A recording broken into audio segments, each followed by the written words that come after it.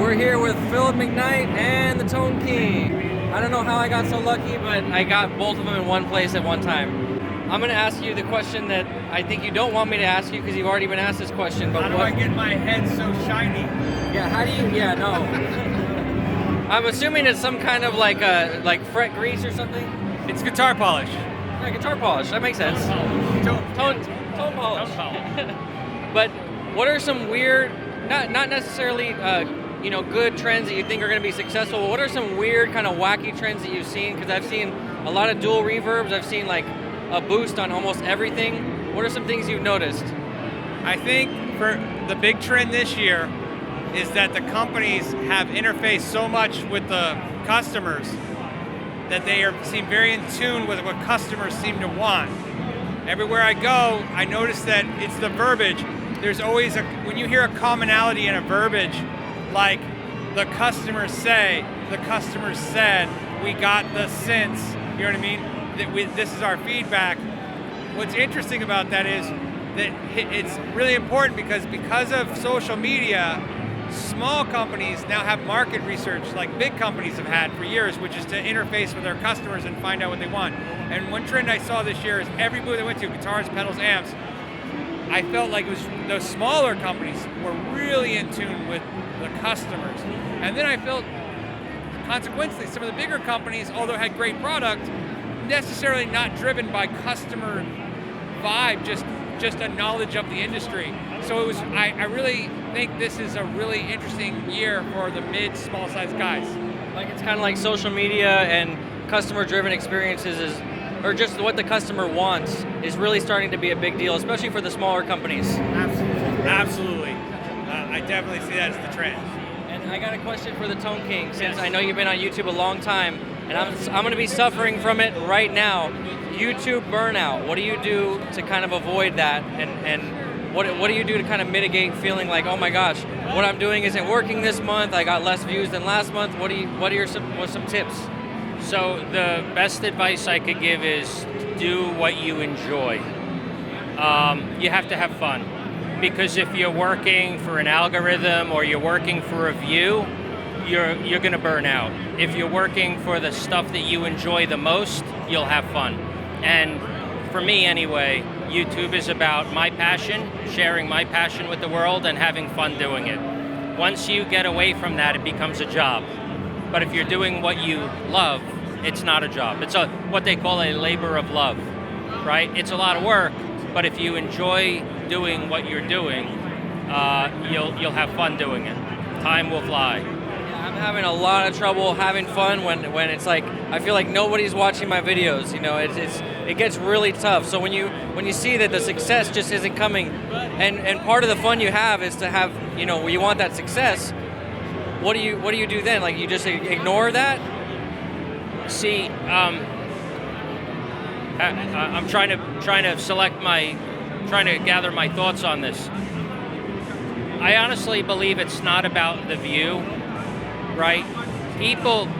I think what makes some YouTubers successful is not the product that you're holding or playing.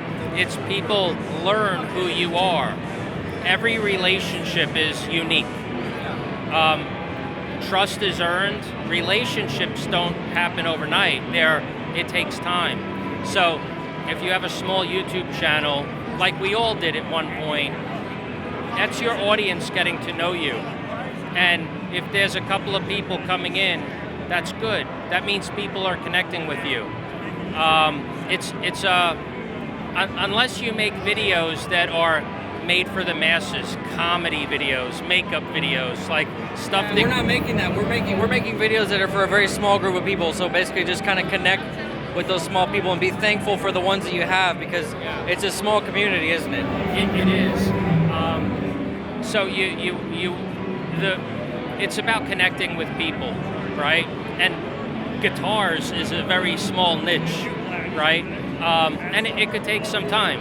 So, but you have to remember, it's not the product that you're holding that people are connecting with, it's you that people are connecting with. And like any relationship, like your first date, you didn't get married on the second date, right? You take your time, you get to know the people that are tuning in are getting to know you. And that Very good point. And that takes time. So remember, it's about you, not about the product. I like the second date analogy because, of course, nobody's getting married on the second date, and it's like I've only had this channel. And I'm not very regular with the content. Would you say that being regular and consistent is super important? Because we're in the same niche. We both do guitar stuff. Do people want to see a new video every week, every day? Well, people that follow the algorithm will say yes, absolutely. You want to have a consistent frequency. For me, if I do a video Sunday at 3 a.m., I release it at Sunday at 3 a.m. So, and again, that goes back to me just doing what I want to do. Now, if I followed the rules that nobody really knows but everyone thinks, yeah, I could probably have better success, but I'm not trying to win the game. I'm trying to have fun. So it depends what your goal is. If your goal is to go from 0 to 60 in the shortest amount of time, yeah, have regular videos, have trending videos, cover the latest and greatest. But for me personally, I just cover what I like. So when I see your giant wall, there's something that I have to ask you. Your favorite guitar and your favorite amp, regardless of price, that you just can't stop going back to. Like if you're on a desert island your desert island rig, one guitar, one amp, one pedal. Well, I love my Soldano. Probably my Soldano or my JCM 800 are wonderful amplifiers because it captures a generation of tone, right? My favorite pedal, interestingly enough, my favorite pedal combination is a Boss Super Overdrive and an Octave. The yellow pedal and the brown one, the old ones. But the Octave is just like a hair, it just thickens it up a little bit. And a guitar, probably a Charvel, one of my Charvels, I don't know which one. I like the Charvels and the Jacksons and ESPs. Yeah. And any, I would say an ESP, a Charvel, a Jackson, one of those three, it would be in that mix. So you would say that because of that, people are going to look at that and say that you're like an 80s guy. Would you say that's true? I like the 80s rock. I can tell. Yeah. All right, I got to get Phil. Phil, what's your desert island rig? One guitar, one pedal, one amp. One guitar, one pedal, one amp. Okay. Strat. Mexican Strat. And a Hot Rod Deluxe. No pedal. No pedal. Lawrence Petros 68. So Hot Rod Deluxe with the Lawrence Petros 68. Really, you want to go with like a twin or a deluxe? No, because we're on a desert island and the sand's going to ruin everything, and I want to enjoy it and not worry about it. I wasn't aware the Hot Rod Deluxe was more resilient to sand than a deluxe. It's not, but it makes a great seat. So one last question. I know how much you love your Mira, and I know how much you're about getting more value for your money than just, hey, this is an expensive guitar. And you were just talking about that on the live show previously. Like it's not about the dollar. It's about you'd rather have dollar value in your purchase. So of course we know you love your Mexican Strat. We know you love your Mira. But if you're going to branch out from a brand that we might, and you talked about Orangewood acoustics as well. But aside from those brands, what would be another good dollar for value? Say in a $500 price point, maybe $1,000, and maybe $1,500 for guitars, electric guitars. Yeah, it's tough. So one thing I'll tell you that's interesting about price point, any kind of price point, anybody who enters into the market is going to try to win you over. So sometimes, like if you notice, I've been kind of really chatting up the Tajima stuff lately. Yeah. And it's because they're a company that's been around for 20 years, but they've only been in the US for 2 years. They're really, they just came out this show, check them out. They got a fan fret made in Brazil, 8-string, 7-string, 6-string, $800. Wow. And the reason is because they want your money. They have to do it. They have to do it. So anytime you go a price point, I'm going to lean in and say, go to those newer brands that are trying harder. You know what I mean? Because they really need every review to be a good review. They need, every purchase to be a good purchase. They're going to support that a little better than the company's going to get a little, Fender rest and on their, Gibson. well, Yeah. not Fender and Gibson so much, but they rest, somebody's going to rest on their laurels, right? Do you think PRS rests on their laurels too? I think it happens to everyone and everybody, right? And Yes. Typically what I see is when companies say to me, we had record profits last year, I always get a little nervous because then the next year, the exciting new thing is less features and more price increase. You know what I mean?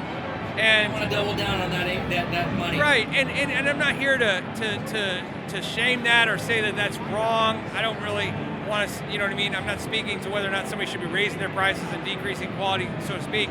But I feel like if you're going to have a channel like Know Your Gear channel, it's really to really kind of explain to people that when you see that trend, maybe stay away from that. You know what I mean? Yeah, makes sense. Yeah, you know what I mean? What about like a $1,500 guitar? Because I've seen a lot of sub $1,000 guitars that are amazing for my money. But right. Once I start getting over $1,400, I start to feel a little uncomfortable going to a brand I don't recognize. Right. What are some brands you could speak to that would really be worth your $1,500? Well, the sad thing is, if you want your money to be safe, right? It's like investing, right? Yeah. Okay? Everybody's got investment advice. Yeah. If you're investing and you want to be safe, you invest in blue chip stocks, right? Yeah. Low risk, low yield stocks.